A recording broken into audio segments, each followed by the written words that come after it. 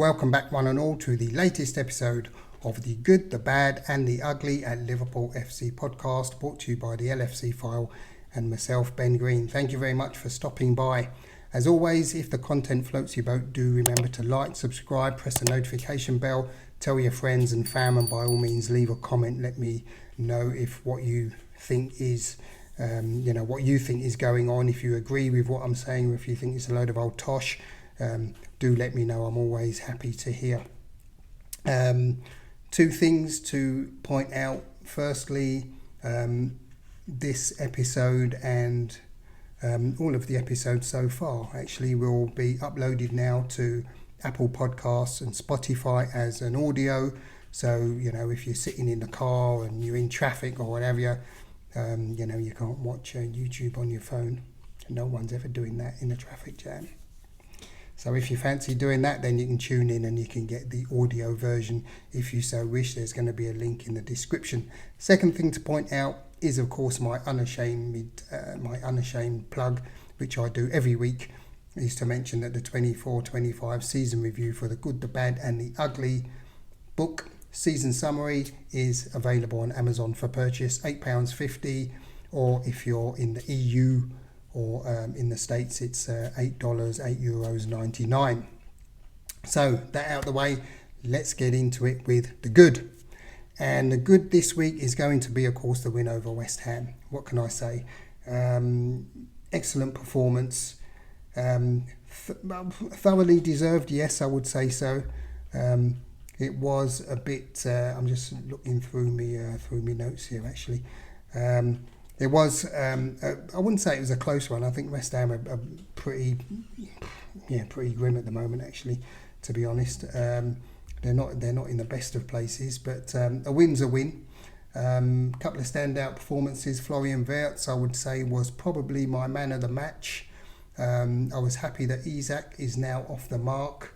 Cody Gakpo scored a good goal. I was happy that Florian Wirtz got the pre-assist for that. So that was good. He played a few good passes. He had a good chance himself, I think, in the first half where you could say, well, he should have scored that. But I think he was kind of being closed down by two West Ham defenders, I think. So he couldn't quite get his shot off properly. Very good result. Defended well. I was happy to see Gomez back in the team. He's very steady at right back, and I like the versatility of Joe Gomez. And I'm a bit annoyed that he hasn't been started before now. Whether it's in place of Konate, who he probably wouldn't have started if it was down to me, but or if there were other options, put it that way. But anyway. He did, and Gomez started.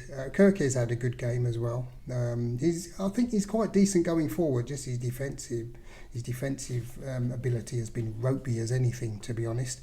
But yes, it's a very good result. And Gomez I like because he's one of these people. He can play the attack-minded fullback. He can play the disciplined fullback. He can fill in at central defence if needs be. Even this number 6 kind of holding midfield role he's played as well under Slot once or twice as a sub. So happy to see that the experience of Mr. Gomez has finally been called on to very good effect. So I'm happy there. It was reported in the Independent by Will Castle with his headline there, Arne Slot straddling a cliff face, but Liverpool reprieve shows recovery possible.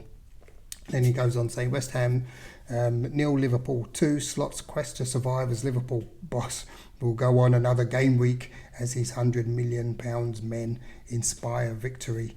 Yes, and we got a little picture of Arne Slot's gleaming head there under the lights of the London Stadium.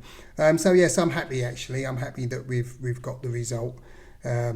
Most notable absentee, of course, was Mo Salah, and I think deservedly so. He's not played well. I think Konate can think himself lucky that he wasn't sitting next to him on the bench, to be honest, but that's another discussion. But yeah, Mo Salah has not been at the races. This is clear for whatever reason. He's not been there, and I think it is a big call from Arne Slot and his been proved right, because had they lost, people will be saying, no, you should have played Salah, what are you doing, you idiot. So I think it's really good that he's done that. He's kind of put his money where his mouth is, so to speak, really put out the team, or made the call, let's say, that he's thought is going to benefit the team. So well done, Arne Slot, despite all the grief he's getting. Well played there. So yes, very happy there. I think Liverpool are now up to 9th, I believe. I'm going to put a shot of the table up, but I believe we're up to 9th from, I think might even have been 12th, wasn't it? Not possibly even 13th, but 12th definitely. So progress, very happy, can't complain. Could be a lot worse. And speaking of that, it brings us swiftly on to the bad. And the bad this week is going to be the loss to PSV during the week. I think we'll all agree that this is, or this was, an absolute disaster. I don't think I've seen a Liverpool team play that badly in many a year. Shocking. Konaté's crap, Curtis crap, Mo Salah, crap. When you, I don't know what Van Dijk was thinking for this, putting his hand up. Apparently, it was because he thought there was a free kick. But okay, it's easy for me to say play to the whistle, but I thought that's what you do. But anyway, be that as it may, I'm sure he's the first person to hold his hands up and say, yeah, I've been a bit of a prat with that one privately. I hope anyway, because there isn't really any excuse for that. Yes, you thought, but you know what they say, thought he farted and he shat himself. So, yes, lessons learned. And as was reported in the Daily Mail, Dominic King, his headline, Liverpool 1, PSV 4, Anfield horror show plunges Arne Slot into full-blown crisis after yet another embarrassing calamity, writes Dominic King. It is clear to see his Red Stars have nothing left to give. Pretty damning headline that is, actually, to be fair. But yeah, I suppose it's quite fair, I guess, a little bit harsh.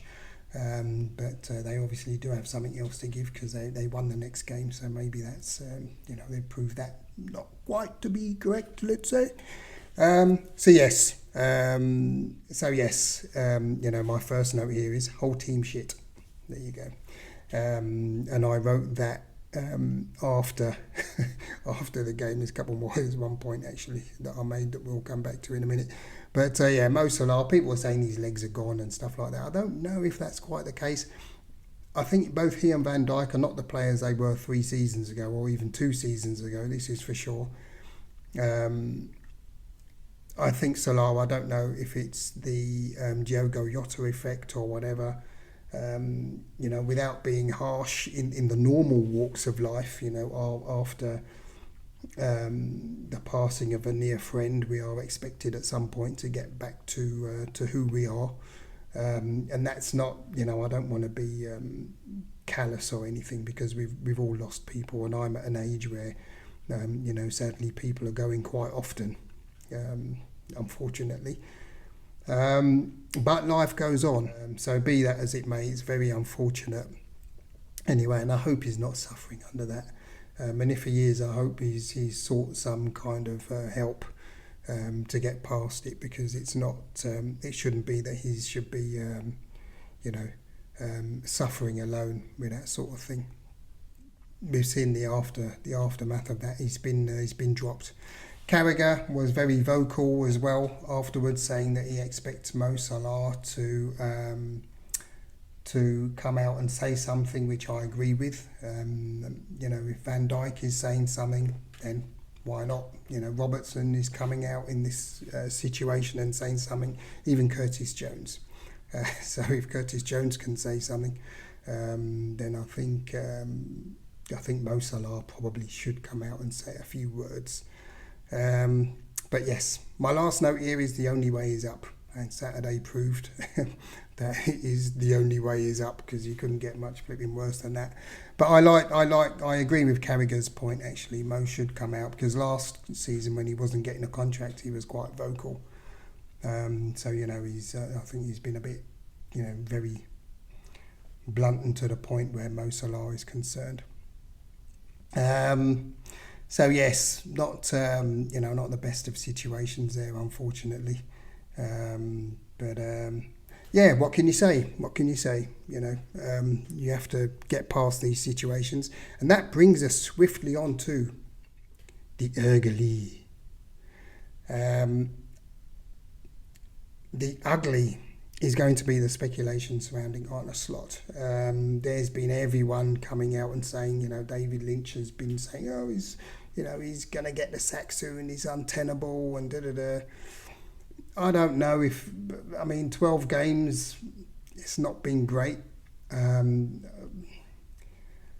don't know, I'll be interested to hear what your thoughts are, Liverpool fans. Is it really, of course it's bad, don't get me wrong, it's not sort of saying, it's one of those things, 12 games can happen, because it's not, I wouldn't say it's quite that, that situation, but I've also heard that, Liverpool have never sacked a title-winning manager. Jamie Carragher mentioned that, but is that really a principle? Is that something which is kind of written in stone, so to speak, or a firm principle, that Liverpool FSG have taken over from, the Moors or whoever, owned the club before as a way forward?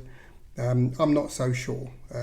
Klopp decided to move on.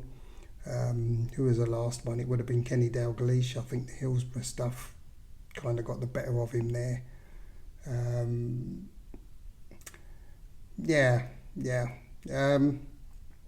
don't know. I think it's been a little bit unfair. He deserves a lot of credit for what he done last season. We can all say it's Klopp's team and all this kind of stuff. Okay. But at the end of the day, he's had to do a job, which is to train the team, get the best out of the team, get the team playing to their strengths and the best of their ability, and he has done, because they won the league. So can't say fairer than that, can you? So I think it's been a little bit harsh. There were claims, of course, I've heard, and I think this was going on last week, that FSG or Michael Edwards, whoever is doing this thing. I don't think John W. Henry is kind of, hello, is that such and such? But apparently Liverpool have contacted Klopp and asked him if he can step in the worst case, of course, till the end of the season, and then Julian Nagelsmann would take over after the World Cup. Yeah, let's see. This is what they say. I don't know if anyone's told not Herr Nagelsmann or Herr Klopp. I don't know. When Jürgen Klopp was asked on the Diary of a CEO podcast as to whether or not he would come back to Liverpool, he didn't really unequivocally rule it out. Let's put it that way. So reading between the lines, if he wouldn't rule it out, then neither would we. As reported in the Echo by Peter Byrne from the Press Association, former Liverpool midfielder Dietmar Hamann has admitted he thinks the club will have spoken to Jürgen Klopp after brutally claiming that Arne Slot will be sacked soon. I don't know if that's the case, actually. Is it? I don't know. Didi Hamann says lots of things, so I don't know if that's right or wrong. Time will tell, I guess. But for now, the man is in the seat, and we can't really say any more than that. You've got to be in it to win it. So I think it's all been a bit harsh. I think he needs to get a bit more time.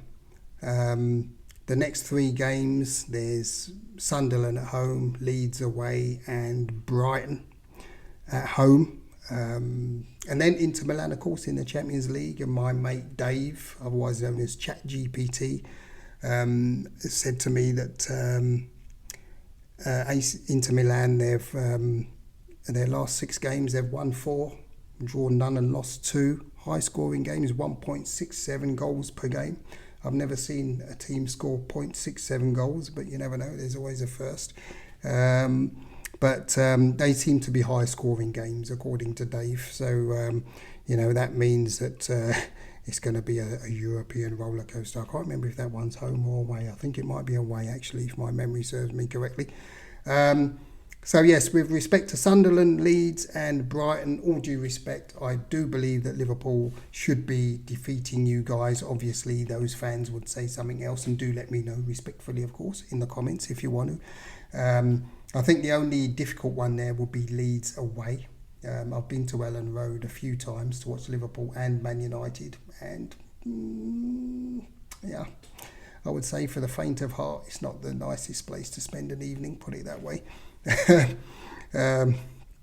Yes, it's a bit tough. So I think Florian Wirtz will see that it's a little bit different to Leverkusen gegen Köln, which is also a bit of a tasty one. But Leeds fans are a little bit different, I think you'll find.